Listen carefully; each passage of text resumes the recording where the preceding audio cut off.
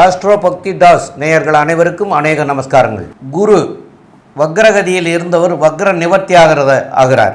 அவர் வக்ர நிவர்த்தி ஆகக்கூடிய தேதி என்னன்னு கேட்டிங்கன்னா 11/2/2025 அன்னைக்கு வக்ர நிவர்த்தி பெறுகிறார். அப்போ இந்த வக்ர நிவர்த்தி பெற்றால் எப்படி இருக்கும் அப்படிங்கிறத பற்றி பார்க்கறதுக்காக சக்தி ஜோதிட குழுவின் சார்பாக அடியேன் சக்தி சோமையாகிய நானும் டாக்டர் ஆஸ்ட்ரோ KS ஐயங்கார் அவர்களும் டாக்டர் ஹரிஹர சர்மா ஐயா அவர்களும் வந்திருக்கின்றோம். இப்பொழுது நம்முடைய குரு வக்கர நிவர்த்தி பலன் அப்படின்னு சொல்கிற போது இந்த வக்கரமாகிற தேதி அன்னைக்கு கிரகங்கள் எந்த நிலையில் இருக்குது அப்படிங்கிறதெல்லாம் ஐயா டாக்டர் ஹரிஹர சர்மா ஐயா அவங்க சொல்லுவாங்க. நமஸ்காரம். நிகழும் மங்களகரமான குரோதி வருஷம். குரோதி வருஷத்துலேயும் பார்த்தோம் அப்படின்னாக்க தை மாதம் 29ஆம் தேதி இருக்கிறதுலையே வசந்த கிழமையான செவ்வாய்க்கிழமை அன்னைக்கு குரு வக்ர நிவர்த்தி அடைகிறாரு. குரு ஒவ்வொரு இதுக்கும் ராசிக்கு கிடக்கிறதுக்கு சற்றேறக்குறைய 360 நாள் ஆகும். ஏன் அப்படின்னு கேட்டிங்கனாக்க ஆங்கில கணக்குப்படி 365 நாள், லீப் வருஷம்னா 365 நாள், நம்மளுடைய தமிழ் பஞ்சாங்கத்துப்படி 360 நாள். அப்போ சற்றேறக்குறைய 9 நட்சத்திர பாதத்துக்கும் 9×4 36 வருஷம், 360 நாள். இந்த 360 நாளில் அவர் சற்றேறக்குறைய 4 மாதம், சற்றேறக்குறைய 120 நாள் வக்ரத்தில் இருந்துட்டார். வக்ரம் அப்படின்னாக்க பின்னோக்கி செல்வது அல்லது பலம் இழக்கக்கூடிய நாட்கள். இப்போ இந்த பலம் இழந்த நாட்களில் முடிச்சுட்டு திருப்பி குரு தன்னுடைய ரிஷப வீட்டில் பலம் பெறக்கூடிய நாள் அப்படின்றதான் வக்ர நிவர்த்தி நாள். இந்த வக்ர நிவர்த்தி அடையும் பொழுது என்னென்ன நற்பலன்கள் என்னென்ன தீபலன்கள் இருக்குது அப்படின்றத நம்ம விரிவாக ஒவ்வொரு ராசிக்கும் பார்ப்போம். இதை தவிர பார்த்தோம்னாக்க இந்த வக்ரா ஆகி நிவர்த்தி அடைகிற நாளில் என்னென்ன கிரகங்கள் என்னென்ன நிலையில் இருக்கிறாங்க அப்படின்னு பார்ப்போம். காலபுருஷ தத்துவத்தின்படி 2வது இடமான ரிஷபத்தில் குரு பகவான் இருக்கார். அங்கேயே அவர் வக்ர நிவர்த்தி அடைகிறாரு. வக்ர நிவர்த்தி அடைகிறது என்ன இதில் அடைகிறாரு அப்படின்னாக்க ரோகிணி நட்சத்திரத்துக்கு வராரு. அங்கேயே 90 நாள், அதாவது 90 நாள் இருக்க போகிறாரு. அடுத்த குரு பெயர்ச்சி அப்படின்றது 11 மே 2025 அன்னைக்கு அடுத்த குரு பெயர்ச்சி. அப்போ இதில் பார்த்தோம் அப்படின்னாக்க இந்த 360 நாளில் வக்ரகதி 120 நாள், வக்ரம் இல்லாமல் ஒரு 90 நாள், 210 நாள், பாக்கி அதில் ஒரு 150 நாள். அப்போ டோட்டலாக பார்த்தா 240 நாள் குரு வக்ரம் இல்லாமல் இருந்தது, 120 நாள் வக்ரத்தோடு இருக்கிறது. வக்ர பலன்களை நீங்கள் இப்போ இந்த காலகட்டங்களில் அனுபவிச்சிருப்பீங்க. வக்ரம் பலம் இழந்தது. இப்போ வக்ரம் நிவர்த்தி ஆகக்கூடிய காலகட்டங்களில் என்னென்ன நற்பலன்கள் பார்ப்போம்.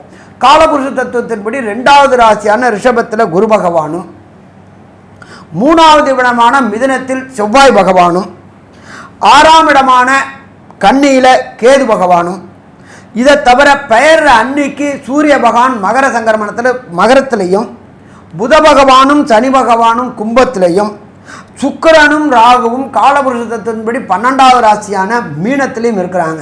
இதில் இன்னொரு விசேஷம் அப்படின்னாக்க சுக்கிர பகவானை பொறுத்தளவுக்கு பரிவர்த்தனை யோகம் பெற்றிருக்கிறாரு. குருவோடைய வீட்டில் சுக்கிரனும் சுக்கிரனோட வீட்டிலேயே குருவும். அப்போ இதுக்கு என்ன பலன் அப்படின்னாக்க அந்தந்த கிரகங்கள் அந்தந்த இடத்துல ஆட்சி பெற்றதற்கு சமானம். அப்போ தனக்காரனான குரு, கலத்திரக்காரனான சுக்கிரன் அந்தந்த வீட்டில் ஆட்சி பெற்று பலம் பெற்று இருக்கிறாங்க. இந்த வக்ர நிவர்த்தி முடிஞ்ச விட்டு திருமண தடைகள், கடந்த காலகட்டங்களில் குரு வக்ரமாக இருந்ததுனால திருமண தடைகள் தாமதங்கள் ஏற்பட்டு இருந்த அத்தனை பேருக்குமே திருமண தடைகளும் தாமதங்களும் விலகக்கூடிய காலகட்டங்கள். சரி, இதை தவிர இந்த குரு நிவர்த்தி அடையக்கூடிய காலகட்டங்களில் நாம் செய்ய வேண்டிய எளிய பரிகாரங்கள் என்னென்ன, எல்லா ராசிக்காரங்களுமே இந்த சொல்லக்கூடிய எளிய பரிகாரங்களை செய்யலாமா? செய்யலாம்.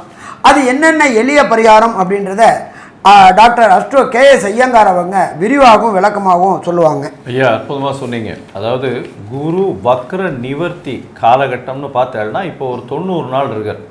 அதாவது குரு ஒரு ராசிக்கும் ஒரு வருஷம் இருக்கக்கூடிய காலகட்டம். பொதுவாகவே 5ஆம் இடம், குருவிலிருந்து 5ஆம் இடத்துல சூரியன் இருந்து அவர் 8ஆம் இடம் 7ஆம் இடத்தை தாண்டி வரக்கூடிய காலகட்டத்தில் வக்ர நிவர்த்தி அடைகிறார். 9ஆம் இடம் வரக்கூடிய இடத்துல சூரியன் வரக்கூடிய இடத்துல வக்ர நிவர்த்தி அடைகிறார். இப்போ பார்த்தாலேயானால் குரு வக்ர நிவர்த்தி அடைகிறார், பெரிய விசேஷம்.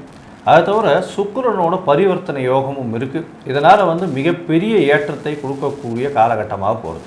இந்த காலகட்டத்தில் சில ராசிக்காரர்களுக்கு சற்று பிரச்சனைகள் இருக்கக்கூடும். அவர்களுக்கு பார்த்தீங்கன்னா எளிய பரிகாரம் அப்படின்னு சொல்லக்கூடியது குரு காயத்ரி மந்திரத்தை சொல்கிறது ரொம்பவும் நல்லது. குரு காயத்ரி மந்திரம் அப்படின்னு சொல்லக்கூடியது என்ன அப்படின்னா, ஓம் ரிஷபத்வஜாய வித்மஹே கிருணிஹஸ்தாய தீமஹி தன்னோ குரு பிரச்சோதயாத்து அப்படின்ற குரு காயத்ரி மந்திரமும், அதை தவிர இன்னொரு காயத்ரி மந்திரம் இருக்குது குருவுக்கு.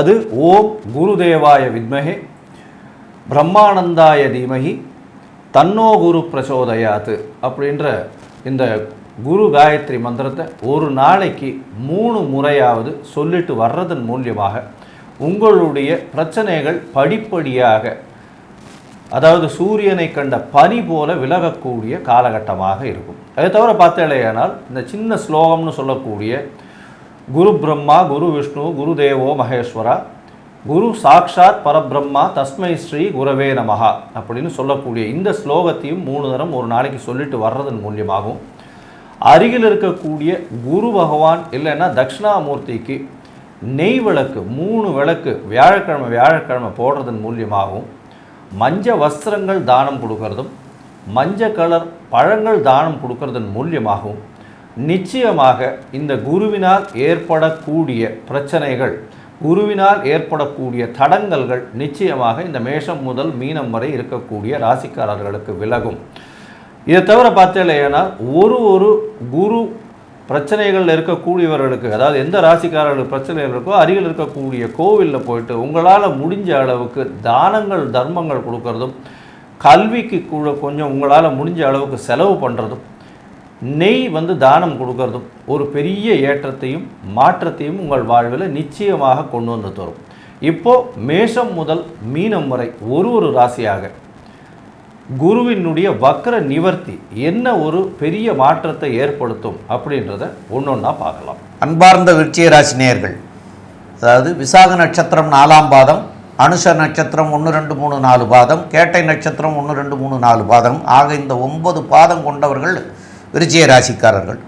விருச்சிக ராசிக்காரர்களுக்கு 7ஆம் இடத்துல குரு பகவான் வக்கரமாய் இருந்தார். இப்போ 7ஆம் இடத்துல வக்கர நிவர்த்தி பெறுகிறார். அதாவது வக்கர நிவர்த்தி பெறக்கூடிய தேதி என்ன அப்படின்னு பார்க்குற போது 11/2/2025 அன்னைக்கு அவர் 11/5/2025 வரைக்கும் அங்கே தான் இருப்பார். அதுக்கப்புறம் குரு பெயர்ச்சி ஆகிறார். சரி, இப்போ வக்கர நிவர்த்தி. இப்போ இந்த 7ஆம் இடத்துல இருந்து வக்கரம் பெற்று போய் இருந்த காரணத்தினால உங்களுக்கு சில தடைகளை எல்லாம் கொடுத்துக்கிட்டே இருந்தார் கடந்த 4 மாத காலமாகவே. அந்த தடைகள்லாம் இப்போ விலகி நன்மைகளாக மாறப்போகுது. அதாவது பார்ட்னர்ஸோடு உங்களுக்கு சில பிரச்சனைகள் இருந்திருக்கும். அந்த சில பிரச்சனைகள்லாம் இப்போ தீரக்கூடிய காலமாக இருக்கும். அதே போல் கணவன் மனைவிக்குள்ளே கொஞ்சம் ஒற்றுமை குறைபாடுகள் இருந்திருக்கும். அதெல்லாம் இப்போ நிவர்த்தி பெறக்கூடிய காலகட்டமாக இருக்கும். மேலும் உள்ள விவரங்களை பற்றி நம்முடைய ஆஸ்ட்ரோ கே ஐயங்கார் அவங்க சொல்லுவாங்க. ஐயா, விருச்சிக ராசிக்காரர்களுக்கு திருமண பாக்கியம் வந்தாச்சு.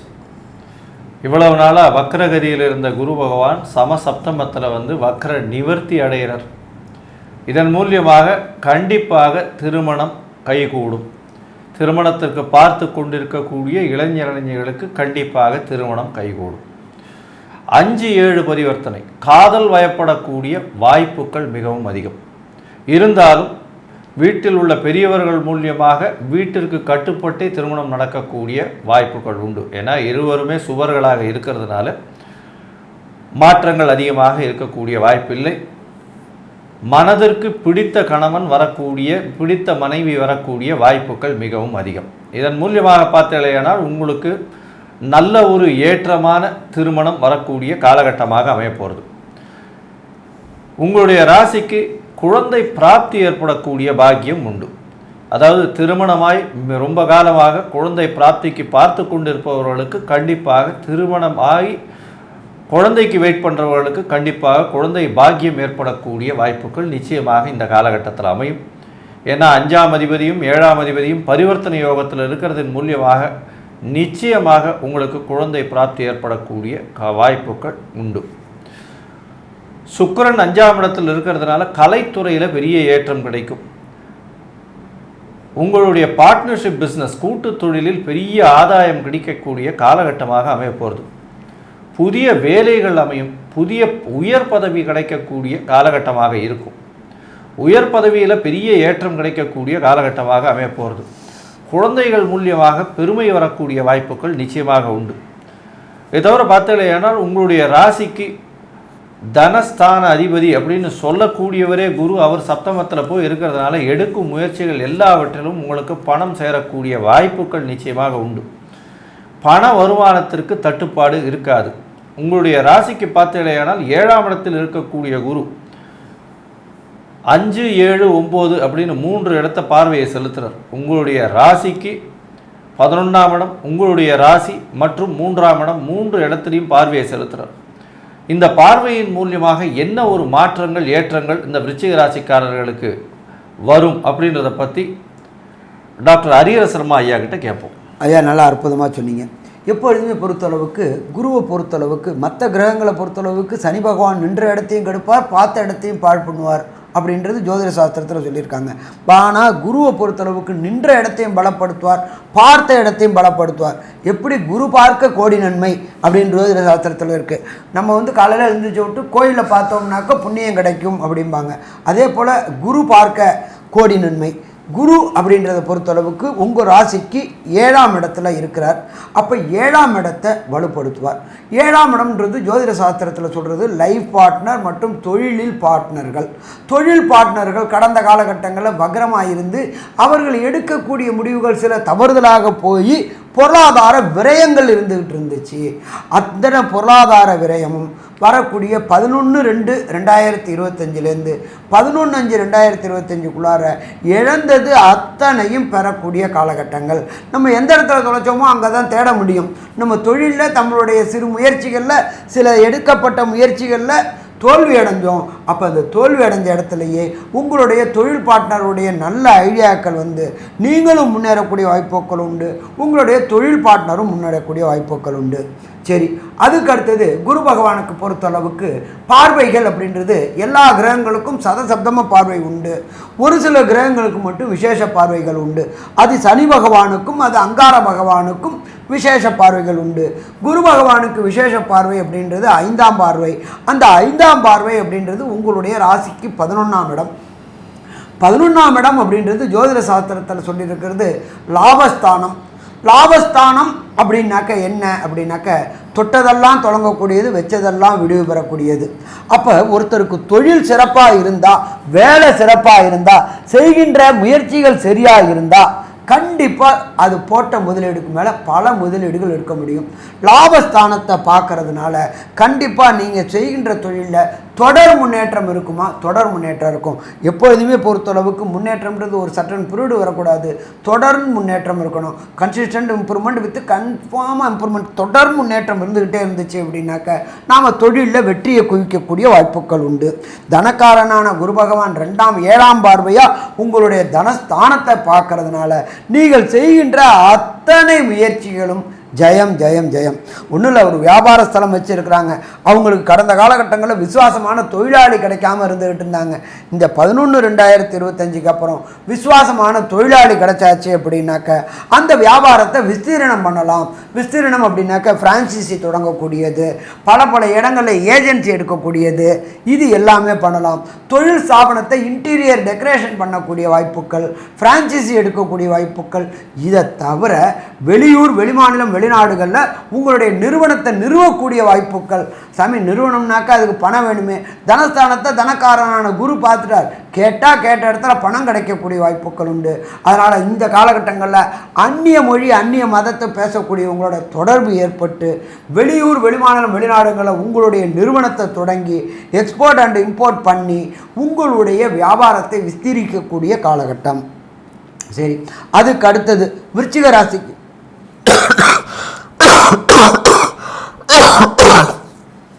விருச்சிக ராசிக்கு முயற்சி ஸ்தானமான 3ஆம் இடத்தை பார்க்குறார் குரு பகவான். குரு பகவான் முயற்சி ஸ்தானத்தை பார்க்கும்பொழுது கண்டிப்பாக நீங்கள் எடுக்கக்கூடிய முயற்சிகள் வெற்றி பெறும். அது ஆணுக்கு பொறுத்தளவுக்கு 3ஆம் இடம் அப்படின்றது வீரியஸ்தானம் அப்படிம்போம், பெண்ணுக்கு பொறுத்தளவுக்கு 4ஆம் இடம்ன்றது கர்ப்பஸ்தானம் என்போம். கடந்த காலகட்டங்களில் விருச்சிக ராசியை சேர்ந்தவர்களுக்கு குழந்தை தங்காமல் இருந்துட்டு இருந்துச்சு, ஒரு சில நேரங்களில் அபார்ட் ஆகிட்டு இருந்துச்சு. அந்த அபார்ட் எல்லாமே நீங்கக்கூடிய காலகட்டங்கள், விந்தணு உற்பத்தி நல்லபடியாக இருந்து குழந்தை பேறு கிடைக்கக்கூடிய காலகட்டங்கள். அப்போ செய்கின்ற முயற்சிகள், அது திருமண முயற்சியாக இருக்கட்டும், வம்சமிருத்திக்கு உண்டான முயற்சிகள் இருக்கட்டும், இது எல்லாமே 11/2/2025 11/5/2025 தொட்டதெல்லாம் தொடங்கக்கூடிய காலகட்டம்னு சொல்லலாமா? தொட்டதெல்லாம் தொடங்கக்கூடிய காலகட்டம்னே சொல்லலாம். ஸோ மொத்தத்தில் பார்த்தோம் அப்படின்னா விருச்சிக ராசி என்பவர்களுக்கு இந்த குரு வக்ர நிவர்த்தி ஆரோக்கியமான நிவர்த்தி, அற்புதமான நிவர்த்தி அப்படின்னு சொல்லலாமா? கண்டிப்பாக சொல்லலாம். இருந்தாலும் ஒரு சில பேருக்கு தசாநாதனோ புத்திநாதனோ அந்தரநாதனோ சூட்சுமநாதனோ சரியில்லை அப்படின்னாக்க கிடைக்க வேண்டிய நற்பலன்கள் காலதாமதமாக கிடைக்கும். அப்போ சரணாகதி அடைய வேண்டியது எந்த கிரகத்தை சரணாகதி அடையணும், எந்த இறைவனை சரணாகதி அடையணும், எந்த நேரத்தில் சரணாகதி அடையணும், என்னென்ன தானம் பண்ணணும் அப்படின்றத நம்மளுடைய ஐயா டாக்டர் சக்தி சோமையா அவங்க விரிவாகவும் விளக்கமாகவும் சொல்லுவாங்க. ரொம்ப அற்புதமாக தெளிவாக சொன்னீங்க ஐயா. இதில் குரு பகவான் வந்து உங்களுடைய ராசிக்கு 7ஆம் இடத்துல இருந்து பல நன்மைகளை எல்லாம் செய்ய போகிறார் அப்படிங்கிறத 2 பேருமே அற்புதமாக சொன்னாங்க. இருந்தாலும் உங்களுடைய தசாநாதன், புத்திநாதன், சூட்சமநாதன், அந்தரநாதன் இதெல்லாம் சரியில்லைன்னு சொன்னால் இந்த கோச்சாரம் வேலை செய்யாது. அதனால நீங்கள் என்ன பண்ணணும்னு கேட்டால் திருச்செந்தூர் போய் முருகனை வழிபடணும். அந்த திருச்செந்தூர் முருகனை வழிபடுறதுக்கு காரணம் என்ன அப்படின்னு கேட்டால், அவர் சூரசம்காரம், சூரனை வதைச்சார் அங்கே. அப்போது அவர் வந்து நல்லவர் அல்ல. அப்போ நல்லவர் அல்லாதனால தான் அவர் சூரனை வதைச்சார். அவரால் நிறைய பேர் கஷ்டப்பட்டாங்க. அதுக்காகத்தான் அப்போ வந்து இவருக்கு வந்து அங்கே வந்து குருவாக மாறினார். அப்போ அதனால் வந்து அந்த ஸ்தலத்தில் போய் வழிபட்டு வந்தீங்கன்னா உங்களுக்கு வரக்கூடிய தீமைகள்லாம் விலகி நன்மையாக மாறும்.